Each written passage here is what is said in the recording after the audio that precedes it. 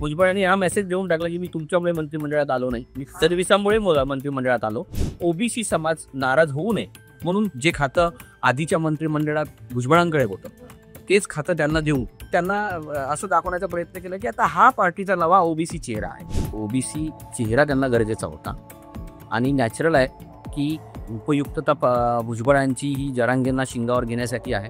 थोडं बहुत एकनाथ शिंदेंना जे काही जरांगेंना उचलून धरायचं होतं किंवा भविष्यात धरायचं असेल तर त्याच्यासाठी भुजबळ त्यांना एक काउंटर राहतो. तटकरे आणि भुजबळ अशा नव्या वादाला सुद्धा या विदिन राष्ट्रवादी वाद सुरू होईल. त्याच्यानंतर नाशिकवरून शिंदे आणि भुजबळ असा नवा संघर्ष निर्माण होईल. महायुतीतल्या अंतर्गत राजकारणाचा वापर करून एक प्रकारे अजित पवारांना शह दिलेला आहे. ते शह काढण्याच्या रणनीतीत आता तरी भुजबळ पुढे सरकलेलं आहे असं म्हणत आहे.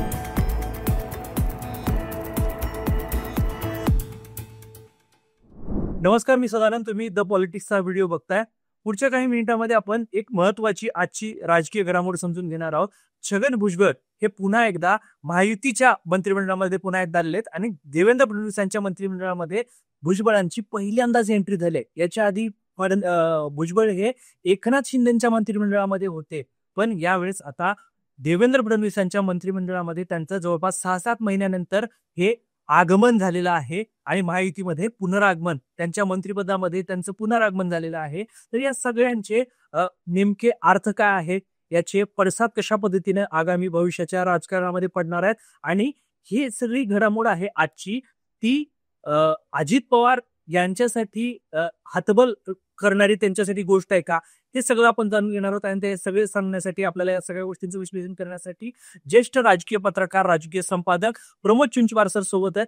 तर चुंचवार सर, पहिला प्रश्न तुम्हाला की छगन भुजबळ यांच्या आजच्या शपथविधीचा नेमका अर्थ काय घ्यायचा? आजचा शपथविधी महत्वाचा शपथविधी आहे, कारण ज्या पद्धतीने भुजबळांना संधी नाकारण्यात आली होती, आपल्याला आठवत असेल तर 5 डिसेंबरला जेव्हा फडणवीसांनी आझाद मैदानावर शपथ घेतली होती आणि 2 उपमुख्यमंत्र्यांनी, किंवा त्यानंतर जेव्हा मंत्रिमंडळाचा विस्तार नागपुरात झाला होता अधिवेशनाच्या आदल्या दिवशी संध्याकाळी, त्यात दोन्ही वेळेला भुजबळ नव्हते आणि पहिल्यांदा असं झालं की इतकं मोठं महत्वाचं मंत्रिमंडळ झालंय तयार आणि छगन भुजबळांसारखा ज्येष्ठ नेता नाही जो ओबीसीचा चेहरा म्हणून महाराष्ट्रात ओळखला जातो. म्हणजे छगन भुजबळांचा पक्ष सत्तेत असताना देखील भुजबळ मंत्री नाही, असं पहिल्यांदाच झालं. म्हणजे त्यांच्या मंत्रिपदावरून एकदा राजीनामा घेण्यात आला होता, आपल्याला कल्पना असेल तेलगी प्रकरणामध्ये, पण तेव्हा ते मंत्री होते आणि मग त्यांना राजीनामा द्यावा लागला. पण त्यांचा पक्ष सत्तेत आहे आणि भुजबळ साहेब सत्तेत नाही, असं हे त्यांच्या आयुष्यातलं पहिल्यांदाच घडलेलं होतं. तर त्यामुळे नक्कीच ही महत्वाची राजकीय घडामोड आहे आणि येणाऱ्या काळामध्ये राजकारण जे आहे ते नवे वळण घेऊ शकतात भुजबळांच्या एकूण समावेशानंतर, हे त्याचे संकेत आहे असं मला वाटतं. म्हणजे आता नवे वळणाचा तुम्ही एक मुद्दा मांडलेला आहे, त्या नव्या वळणांबद्दल आपण बोलणारच आहोत. पण त्याच्या आधी की भुजबळांना जो नागपूरमध्ये फडणवीस सरकारचा विस्तार झालेला होता मंत्रिमंडळाचा, तर त्या विस्तारामध्ये भुजबळांना का डावलण्यात आलेलं होतं, हा सगळ्यात महत्वाचा मुद्दा आहे. मग त्याच्यानंतर भुजबळांना आत्ता का घेतलं हे बोलूयात. तर सुरुवातीचा मुद्दा आपला भुजबळांना डावलण्यात का आलेलं होतं, त्यांचा प्रवेश का रोखून धरण्यात आलेला होता अजित पवारांच्या पक्षाकडून. खरं तर याचं खरं उत्तर तर अजित पवारच देऊ शकतील.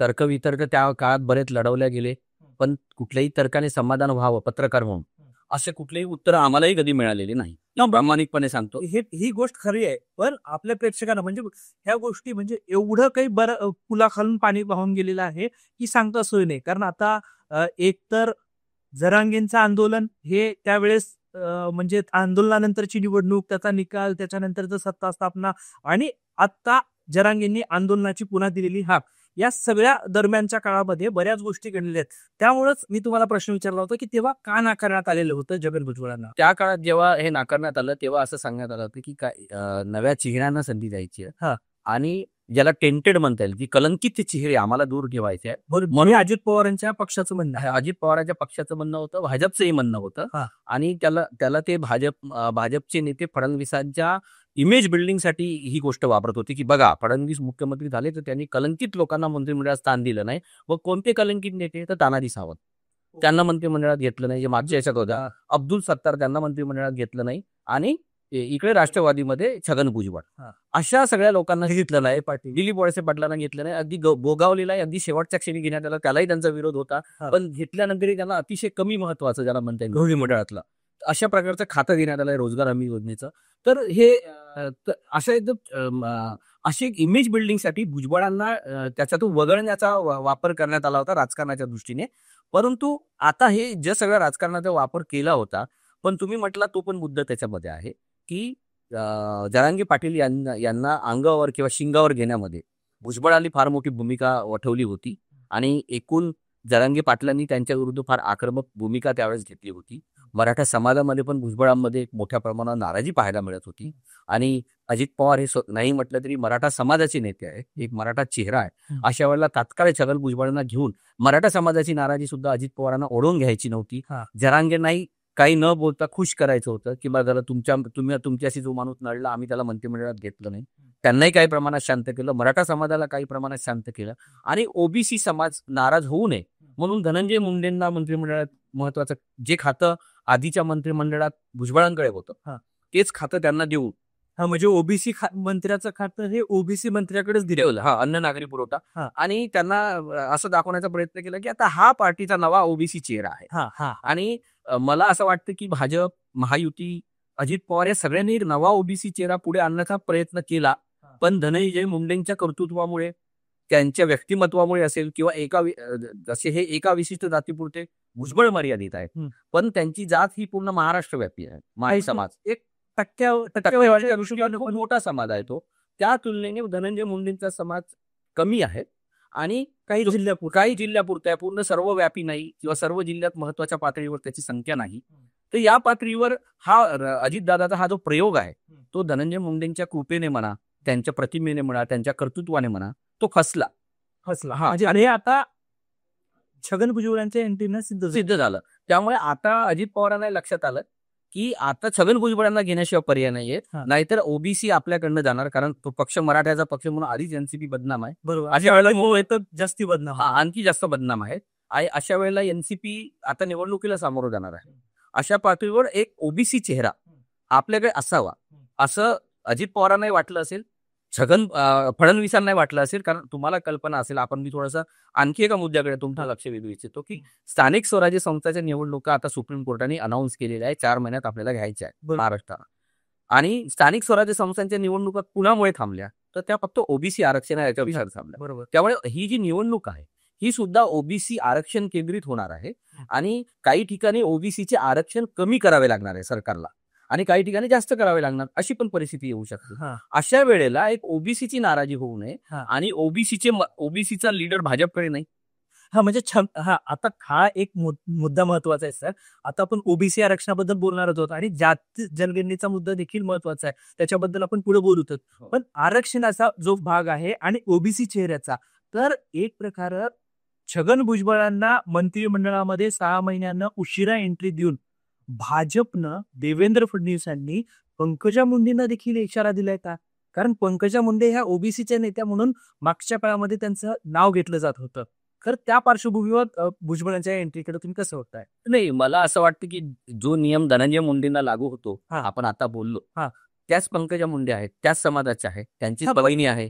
त्यामुळे त्या सुद्धा त्यांना संधी मागच्या वेळेस मिळाली होती फडणवीसांचं सरकार असताना 14 ते 19 किंवा आता इतकी दिवस मिळाली, पण त्या ओबीसीच्या नेत्या होऊ शकल्या नाही. आणि बीजेपीला, फडणवीसांना सुद्धा त्या ओबीसीच्या नेत्या व्हावा असं वाटत नाही, कारण जर त्या ओबीसीच्या नेत्या झाल्या तर त्या डोईजोड होऊ शकतील.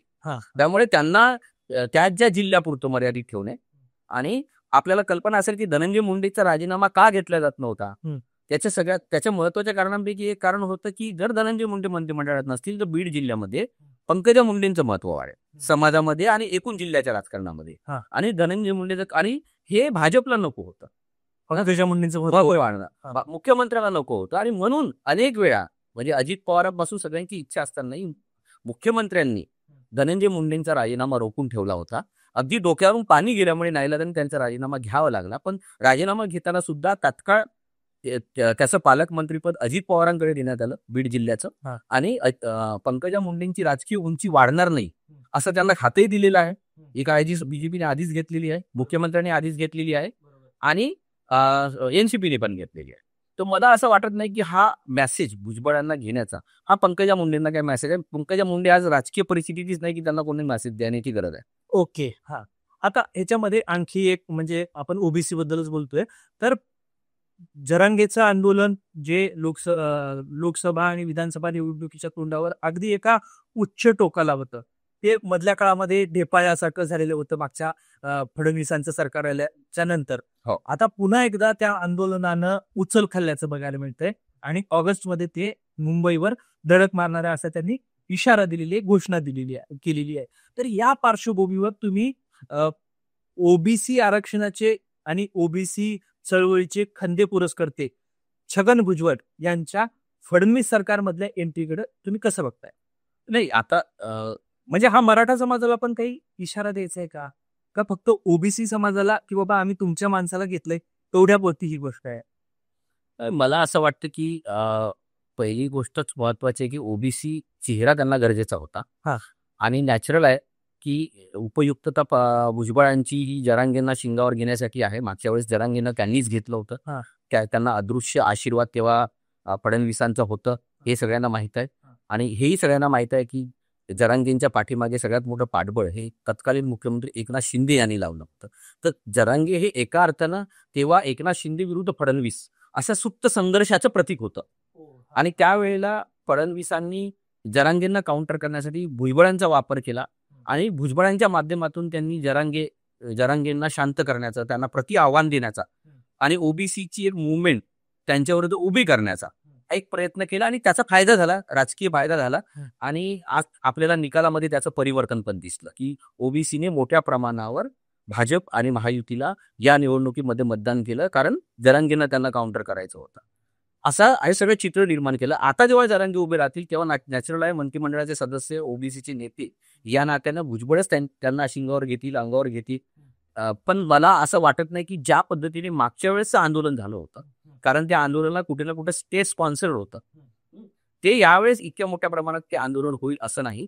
आणि ज्या पद्धतीने विद्यमान सत्ताधाऱ्यांची माध्यमावर पकड आहे ती पाहता ती प्रसिद्धी जी त्यांना तेव्हा देण्यात आली होती मिळत होती आणि 24 तास दाखवल्यासारखे जरांगे दिसत होते, तशी प्रसिद्धी त्यांना त्यानंतर सत्ता परिवर्तन झाल्यानंतर आजही मिळालेली नाही आणि भविष्यातही मिळणार नाही. त्यामुळे जरांगेंचं आंदोलन हे मर्यादित असेल असं मला वाटतं. हा म्हणजे त्यांना त्यांच्या पातळीवरच अगोदर प्रसिद्धी माध्यमांपर्यंत पोहोचत याचा संघर्ष बंदोबस्त करावा. म्हणजे पार त्यांची जशी एखाद्या आंदोलनाची दखल घेतली जाते मोठ्या तितक्याच पातळीवरती दखल असेल.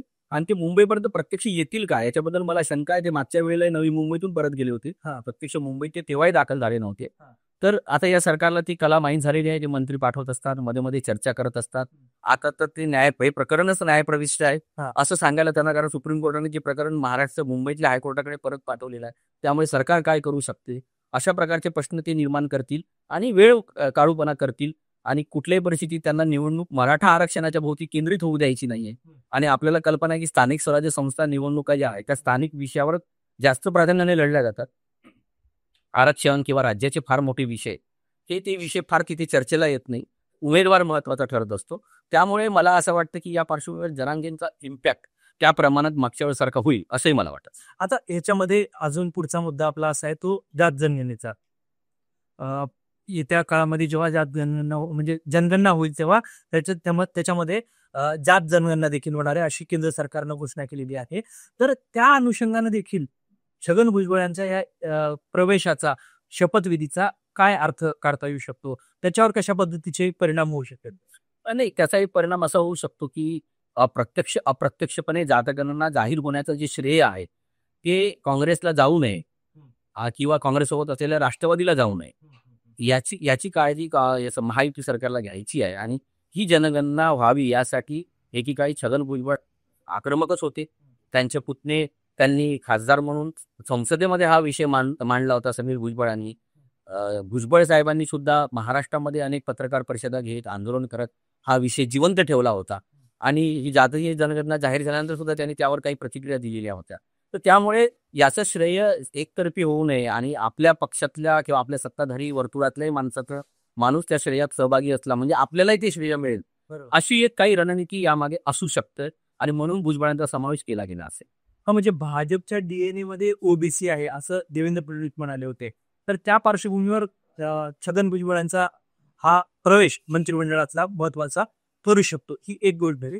आता आपण या सगळ्या व्हिडिओच्या मुलाखतीच्या शेवटाकडे जाणार आहोत. त्याच्यामध्ये दोन महत्वाचे मुद्दे आहेत. एक मुद्दा आहे एकनाथ शिंदेसाठी छगन भुजबळांची एंट्री ती कशी बघायला पाहिजे. कारण एकनाथ शिंदे हे एकतर मराठा लीडर म्हणून समोर आलेले होते आणि दुसरी सुद्धा त्यांचं आणि देवेंद्र फडणवीसांचं कुठेतरी अनबन आहे दोघांमध्ये, सगळं काही सुरळीत सुरू नाही अशी चर्चा होत असते. त्या पार्श्वभूमीवर छगन भुजबळ हे देवेंद्र फडणवीसांचे कट्टर समर्थक म्हणून मागच्या काळामध्ये समोर आलेले बघायला मिळाले होते. म्हणजे आज देखील शपथविधी झाल्यानंतर त्यांनी एक महत्वाची गोष्ट होती सर, की त्यांनी देवेंद्र फडणवीसांचे आभार मानले, त्याच्यानंतर एक मोठा पॉज घेऊन एकनाथ शिंदेचे आभार मानले आणि मग नंतर अजित पवारांचे, जे की अजित पवार यांच्या कोठ्यातलं मंत्रीपद भुजबळांना मिळाले, पण भुजबळांना अजित पवारांचं नाव घेण्यासाठी एक मोठा पॉज घ्यावा लागला आणि तिथं अजित पवारांचा नंबर आपल्याला 3 नंबरला म्हणजे नावाच्या यादीमध्ये 3 नंबरला आल्याचं बघायला मिळालेलं होतं. तर या सगळ्याकडे तुम्ही कसं बघता एकनाथ शिंदेच्या दृष्टीने, म्हणजे त्यांच्यासाठी या सगळ्याचे अर्थ काय होऊ शकते. मला असं वाटतं की एकनाथ शिंदेसाठी भुजबळ असल्याने फार काही फरक पडेल असं मला वाटत नाही. थोडा बहुत एकनाथ शिंदेना जे काही जरांगेना उचलून धरायचं होतं किंवा भविष्यात धरायचं असेल तर त्याच्यासाठी भुजबळ त्यांना एक काउंटर राहते. ओके, तेवढंच एक त्यांचं, बाकी दोघांच्या राजकारणामध्ये कुठे प्रतिस्पर्धा नाही आहे. कारण नाशिक जिल्ह्याच्या राजकारणात त्या दोघांमध्ये स्पर्धा होऊ शकेल. देवेंद्र फडणवीस हे छगन भुजबळांचा की बघा तुम्हाला भुजबळ पाहिजेत का गिरीश महाजन पाहिजेत असं वापर करू शकतात का, ते असं होऊ शकते. कारण राष्ट्रवादीचं म्हणणं असं आहे की त्यांचे आमदार जास्त आहे. राष्ट्रवादी आमदार आहे. हो, 9 पैकी 6 आहे, मला एक्झॅक्ट फिगर आठवत नाहीये. आणि त्याच्यामुळे आमचे आमदार जास्त आहेत, त्यामुळे आम्हाला तिथे संधी मिळाली अशी राष्ट्रवादीची नैसर्गिक मागणी आहे. आणि आता छगन भुजबळांसारखा नेता असेल तर तो भुसेंपेक्षाही आणि गिरीश महाजनांपेक्षाही ज्येष्ठ आहे. अशा वेळेला अप्रत्यक्षपणे एकनाथ शिंदेवर दबाव वाढवू शकतो की तुम्ही हे पद आहे ते राष्ट्रवादीसाठी सोडा. ते पद ते सोडायला तयार पण आहे, पण त्यांना त्या बदल्यात त्यांना रायगडचं पालकमंत्री पद पाहिजे. त्यामुळे आता ह्या एका नव्या चिड्याचा जन्म होईल की राष्ट्रवादी नाशिकच्या आधीच एक नवा पेच निर्माण झालेला आहे की आता भुजबळांना कुठलं तरी पालकमंत्री पद द्यावं लागेल. त्यांना पालकमंत्री शिवाय ठेवता येणार नाही. नाशिक जिल्ह्याच्या राजकारणावर मजबूत पकड त्यांची आहे आणि त्याच वेळेला जर ते पद त्यांना द्यायचं असेल तर मग राष्ट्रवादीला ते पद जे आहे यांना शिवसेनेला सोडावं लागेल. ती तडजोड करावी लागेल. तर मग ती थोडीशी तडजोड राष्ट्रवादीमधल्या अंतर्गत वादाला जन्म देणारी राहील. कारण तिकडे तटकरेंच्या मुलीला पालकमंत्री व्हायचंय. सुनील तटकरे पक्षाचे अध्यक्ष आहेत आणि तटकरे आणि भुजबळ हे पुन्हा दोन्ही ओबीसी समाजातले आहेत. भुजबळ तर स्वतःच एक त्यांचं स्वतःच पक्ष आहे त्यांचं. तर त्यामुळे आता एक तटकरे आणि भुजबळ अशा नव्या वादाला सुद्धा या विदिन राष्ट्रवादी वाद सुरू होईल. त्याच्यानंतर नाशिक वरून शिंदे आणि भुजबळ असा नवा संघर्ष निर्माण होईल. परंतु थेट राज्याच्या राजकारणामध्ये खूप काही भुजबळ आणि शिंदे असा संघर्ष पाहायला मिळेल असं मला वाटत नाही. आता हे झालं शिंदेबद्दल. मुद्दा खराब आहे आणि आजच्या दिवसाची सगळ्यात महत्वाची चर्चा ह्याच मुद्द्याभोवती होत असेल आणि व्हायला पाहिजे ती हे आहे की अजित पवार यांच्यावर काय परिणाम होणार आहे छगन भुजबळांच्या एंट्रीचा. कारण अजित पवार सातत्याने एक गोष्ट तुम्ही ध्यानात घ्या, आपल्या स्वतःच्या काकाबद्दल अजित पवार काय म्हणतात की त्यांनी आता रिटायर व्हायला पाहिजे. आणि रिटायर का व्हायला पाहिजे, कारण त्यांचं वय झालंय. तर छगन भुजबळांसाठी देखील जेव्हा त्यांना मंत्रीपद नाकारण्यात आलेलं होतं तेव्हा राष्ट्रवादीच्या अजित पवारांच्या गोटाकडून एक गोष्ट सातत्यानं सांगितली जात होती की भुजबळांचं आता वय झाले, त्याच्यामुळे त्यांना रोखण्यात आलेलं आहे. तर भुजबळांचं वय काय, 77 म्हणजे अगदी शरद पवारांच्या पावलावर पाऊल भुजबळांचं आहे. मग अशा वेळेस अजित पवारांना असं काय घडलं 6 महिन्यामध्ये की 77 वर्षाच्या छगन भुजबळांना मंत्रिमंडळामध्ये घ्यावं लागलं, त्यांना आपल्या कोट्यातलं एक मंत्रिपद द्यावं लागलं. असं काय झालेलं होतं त्याच्यामध्ये? अजित पवारांची हातबलता आहे, देवेंद्र फडणवीसांचा वर्चस्व आहे की आणखी काय? नाही, दोन्ही गोष्टी आहेत. या सरकारवर पूर्णपणे फडणवीसांचं नियंत्रण आहे. मुख्यमंत्री या नात्याने पण त्यांच्या स्वतःच्या राजकीय रणनीती आखण्यात ते फार तज्ज्ञ आहेत मुख्यमंत्री फडणवीस. आणि तिसरी गोष्ट संख्याबळ सुद्धा त्यांचं खूप मोठं आहे. तर त्याच्यामुळे यातला कोणताही एक पक्ष जरी या सरकारला सोडून गेला मित्र पक्ष तरी त्यांच्या सरकारला काही नुकसान होत नाही. त्यामुळे हे दोनही पक्ष एका अर्थानं मित्र पक्ष हे मित्रही पक्ष आहे आणि मित्र पक्ष पण आहे.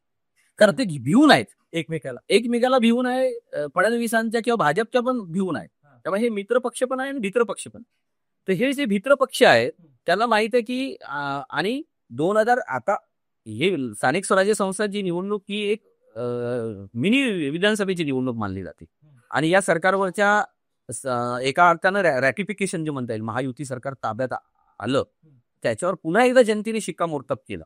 अशा अर्थाने या निवडणुकीच्या निकालाकडे पाहिलं जाईल जर तो सरकारच्या बाजूने निर्णय आला तर. आणि नाही आला तर सरकार असं सांगेल की नाही ते स्थानिक स्वराज्य संस्थेच्या स्थानिक मुद्द्यावर होतं, त्याच्यात आमच्या सरकारचा काही संबंध नाही, अशा प्रकारे होईल. तर हा एक भाग झाला. दुसरा भाग असा आहे की हे अजित पवारांना हा चेक अँड बॅलन्सच आहे.